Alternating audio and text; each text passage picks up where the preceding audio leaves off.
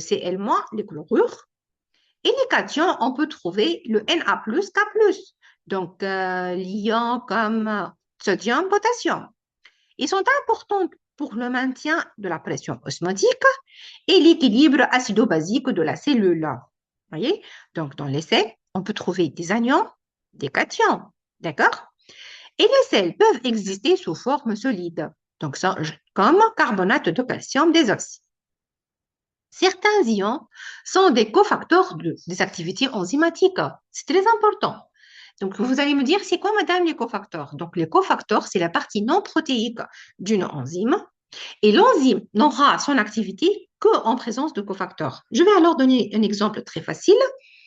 Par exemple, les hémoglobines, donc les protéines globulaires qui transportent l'oxygène dans le sang. Et alors, ils présentent un cofacteur qui est le fer. C'est grâce aux molécules de fer. Le fer, en fait, c'est un sel, c'est un ion inorganique.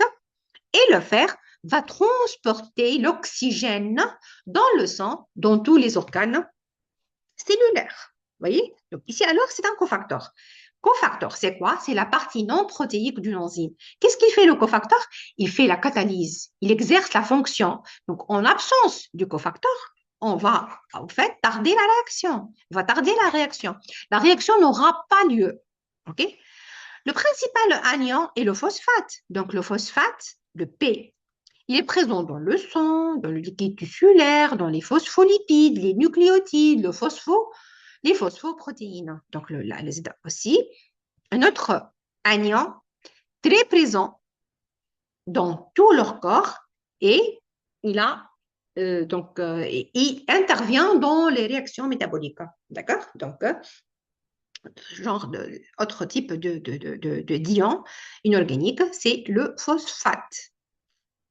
Le H2PO4- et le HPO4 deux fois moins, c'est un système tampon qui stabilise le pH sanguin et tissulaire. Le K+ est indispensable au métabolisme cellulaire durant la synthèse protéique. D'accord? Donc, le K+, c'est le potassium. Il est très important donc, dans le métabolisme cellulaire. En absence de K+, le métabolisme cellulaire s'arrête. Donc, il n'y a plus de synthèse protéique. Donc, c'est très important de l'apporter dans la nourriture pour que les cellules fonctionnent convenablement dans l'organisme.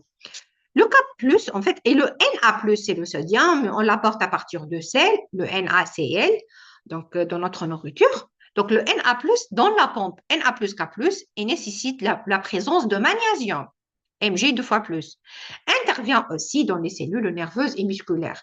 Donc, le magnésium, c'est un ion très important pour que le signal nerveux passe d'une cellule à une autre, pour que le système nerveux et musculaire fonctionne convenablement. Donc, c'est très important l'apport en termes de tous ces ions, comme le phosphate, comme le potassium, le sodium, le magnésium. Donc, comme j'ai dit tout à l'heure, il y a ceux qui ont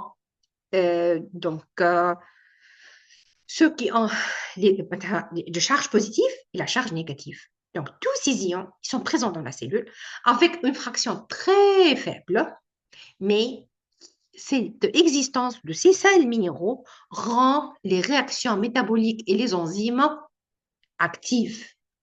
Donc, elle les rend alors aptes à être effectuées. Donc, sans présence de sel, il n'y aura plus de signal nerveux, de contraction musculaire, de transport d'oxygène dans le sang, à partir de tous les organes, etc.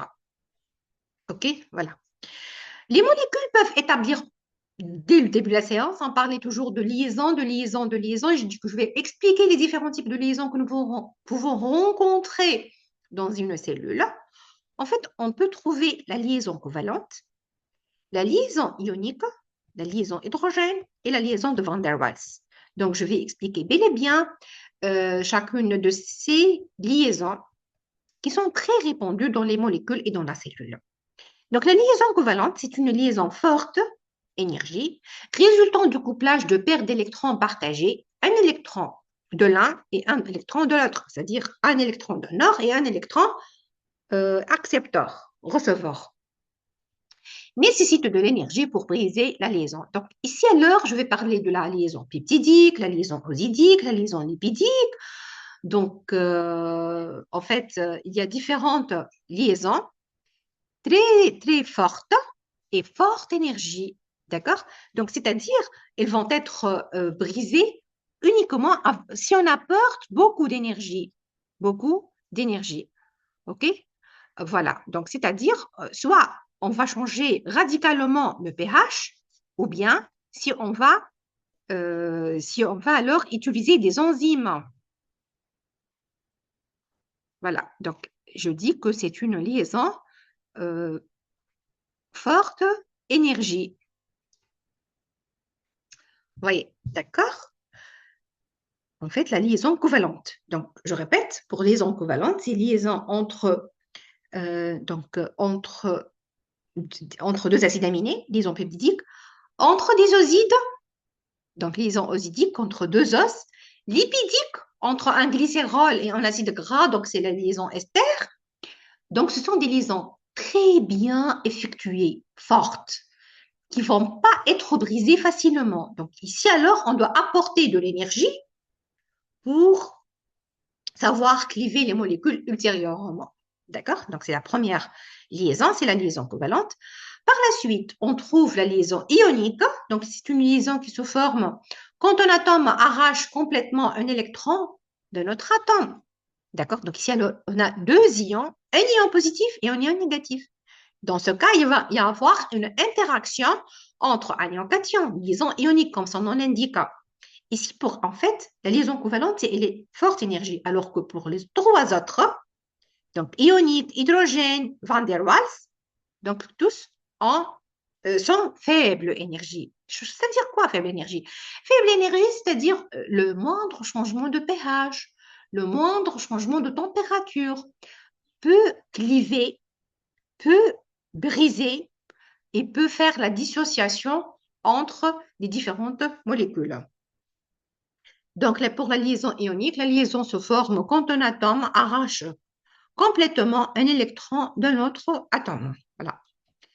Je passe à la liaison hydrogène. Donc, on a parlé tout à l'heure concernant la liaison hydrogène. Vous allez me dire, madame, c'est quoi la liaison hydrogène? Donc, je vais expliquer d'abord sur ce schéma. Par la suite, on va lire sa définition. Donc, une liaison hydrogène, donc c'est une liaison qui se fait entre un atome d'hydrogène. Ici, alors, ce sont des molécules d'eau. Deux atomes hydrogène et un oxygène. Deux atomes hydrogène et un oxygène. Deux atomes hydrogène et un oxygène, deux atomes hydrogène et un oxygène, etc. Donc, ce sont tous des molécules d'eau dans ce schéma. Hydrogène bonding, c'est-à-dire liaison hydrogène, il est là. Donc, c'est très interrompu, sont une liaison. OK? Donc, en fait, il va y avoir une interaction entre atomes d'hydrogène et atomes d'oxygène d'une autre molécule. Interaction entre deux molécules différentes. Vous voyez? Donc, une interaction hydrogène qui s'effectue entre toujours, on doit avoir l'existence d'un atome d'hydrogène